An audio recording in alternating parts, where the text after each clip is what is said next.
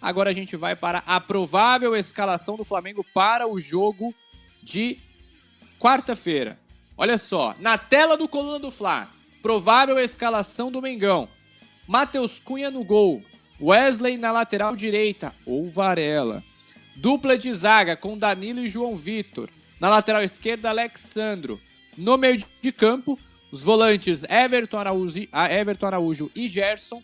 Na criação, Arrascaeta. Já no ataque, Luiz Araújo caindo pela ponta direita, Michael caindo pela ponta esquerda e o Pedro centralizado. Essa é a provável escalação do Flamengo. Lembrando que o Wesley está suspenso do jogo contra o Palmeiras, então por conta disso está na provável escalação. Deve jogar contra o Botafogo da Paraíba.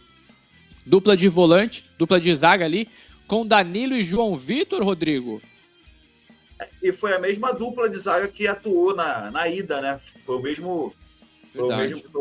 os mesmos jogadores, Danilo e João Vitor.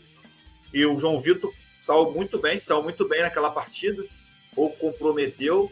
E do meio para frente, a tendência é que o Flamengo seja, vamos dizer assim, a força máxima que tem, né? Até por conta dos desfalques aí que a gente acabou de mencionar.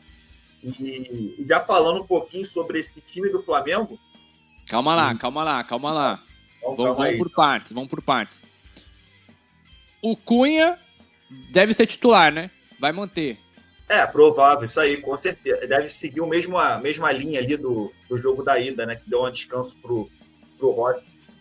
Então, nessa linha de defesa, a gente vê Léo Ortiz, Léo Pereira e Alexandro descansando, dando liberdade para esses outros três, né? Para o Danilo, para o João Vitor e para o Ayrton Lucas. O Wesley, como a gente falou, tá fora do jogo contra o Palmeiras.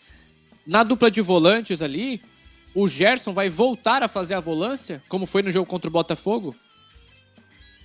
Isso, até por contra conta contra o Botafogo.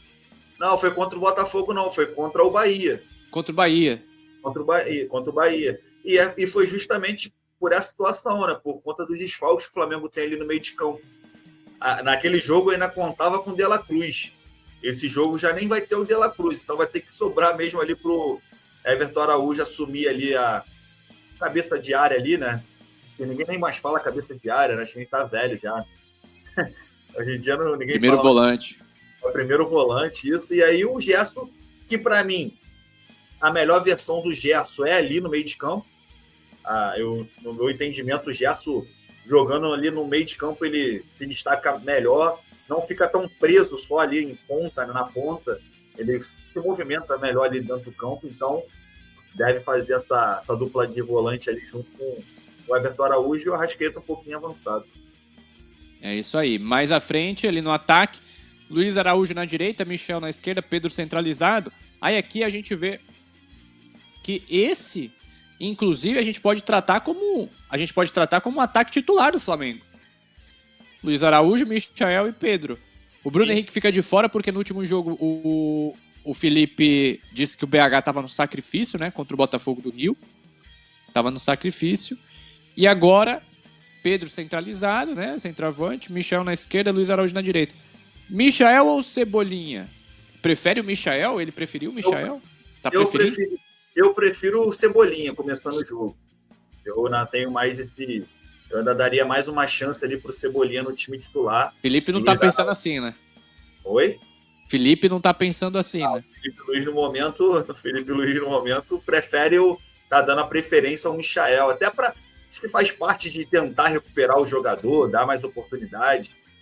Com mais tentativas, pode ser que ele mude ali a rota também na temporada. Pode passar um pouco por isso, né? Mas eu escalando, eu sou o Rodrigo Luiz. Eu iria de Cebolinha ali no lugar do Michael. E o Matheus Gonçalves, cara? Não joga? Nunca vai começar de titular? Foi. Porque o Matheus Gonçalves, o Felipe olha o Matheus Gonçalves como ponta direita, né? Ali no lugar do Luiz Araújo. Nem é como camisa 10 no lugar do Arrasca. É como ponta direita. E cada vez está complicando mais pro lado do Matheus Gonçalves com o Felipe Luiz. Essa, pelo menos, é a minha percepção ali. Ele já ganha poucas oportunidades, tem pouca minutagem. E depois do Clássico, ele também não fez uma boa partida. O Matheus Gonçalves entrou ali meio desconexo mesmo com a partida ali. Ele até tentou, mas nada que ele saiu da forma que era planejado. E o discurso do Felipe Luiz eu achei bem até... Como é que a gente pode dizer assim? O Felipe Luiz que tem aquele padrão de ser um pai, um defensor, de sempre tá segurando os BOs ali, principalmente dos medalhões. Nas cobranças, né? Fez isso com o Bruno Henrique. Sempre quando soltam ali o nome de medalhão, provavelmente, nas últimas vezes foi do Bruno Henrique e do Michael. Que quando teve do Léo Pereira também, dizendo que foi o melhor zagueiro do Brasil.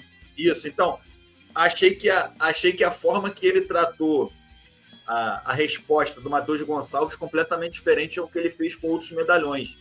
Assim, meio que expôs mesmo uma situação que ele quis mesmo passar ali, né? Falando um pouco sobre o estilo do jogo ali, da atuação dele, chegou a falar em anárquico, né? Foi a palavra que ele usou. Anárquico, vem de anarquia, exato, que é de quebra de sistema, joga por fora. Exato, então meio que, vamos dizer assim, ele quis dizer até, entre aspas, que ele desrespeitou uma situação que ele pediu dentro de campo para ele fazer, né? Para o Matheus Gonçalves fazer. Então achei até um pouco, a palavra estava faltando aqui, mas veio até um pouco pesada essa cobrança ali, essa dura do Felipe Luiz em relação ao Matheus Gonçalves. Então foi um tratamento completamente diferente que ele tem com jogadores que ele poderia até fazer isso, que são jogadores experientes, que tem que ouvir mesmo, do que com o Matheus Gonçalves, que mesmo com o tempo de profissional ainda está começando aí na carreira, né? Mesmo já passando por outros clubes, outras temporadas, mas muito novo ainda, tem muito que aprender. É isso aí. E aí, num todo, essa provável escalação do Flamengo, tá legal? Dá pra bater o Botafogo com tranquilidade? Porque lembrando que o foco da semana é no domingo, né? Contra o Palmeiras, 4 da tarde, lá no Allianz Parque, né? Esse é o principal jogo da semana. Até porque o brasileiro é obrigação, né? Daqui a pouco vai voltar aquela faixinha lá no Maracanã, que aquela época era boa.